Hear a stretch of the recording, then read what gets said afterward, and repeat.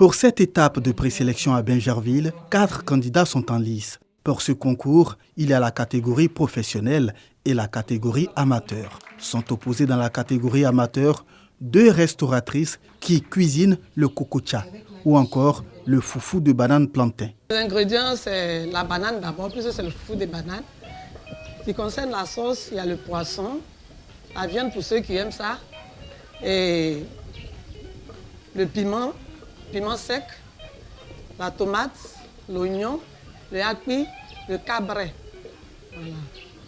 Maintenant, pour la décoration du cococha, il faut le soumara, un peu d'haki, un peu de cabret, un peu de piment sec grillé d'avance, pilé en poudre. On va mélanger à l'huile rouge pour décorer le cococha. La sauce claire du cococha, à base de poisson, j'ai mis un peu de poisson, un peu de requin qu'on appelle chez nous agbakou. Dans le cococha, normalement, on met du requin. Maintenant, nous sommes à Abidjan. Pour avoir le requin, c'est un peu compliqué. Donc, on prend un peu la jovan soso qui est bien fait. On le met pendant la cuisson, on le met dans la sauce. Lorsque c'est cuit, lorsque tu retires la banane, tes condiments, tout et tout, tu le retires aussi. Et puis tu écrases ça.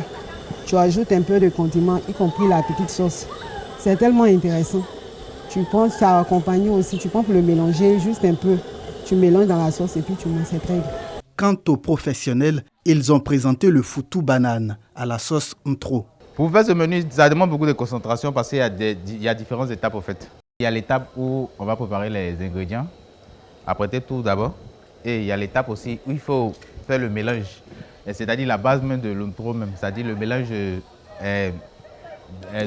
djunglé, communément appelé gombo sec, dans le jargon ivoirien on appelle djunglé, l'aubergine et le klala. C'est-à-dire il faut un mélange de tout après cuisson. Voilà, la préparation à part, c'est-à-dire on fait la cuisson à part et on fait le mélange ensemble. Et maintenant il y a la confection même de la sauce, même la sauce claire qui démarre. Et après lorsque tu vois que ta sauce est prête, pour que tu puisses rajouter l'élément de base même, là tu ajoutes et tu rectifies les assaisonnements et autres. Une sauce ébriée qui est confectionnée lors des cérémonies familiales. Vous avez le cablé, son nom scientifique, la Corée potagère. Vous avez le gnagnan, ça c'est la touche du chef, donner un goût légèrement amer à la sauce. Vous avez les aubergines, donc avec le cablé, un élément aromatique africain.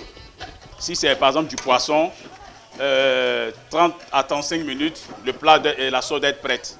Mais si c'est avec la viande de bœuf, il faut la cuisson de la viande de bœuf pour déterminer aussi la cuisson de la sauce. Pour les initiateurs, les enjeux sont clairs. C'est promouvoir les mets qui vont sortir.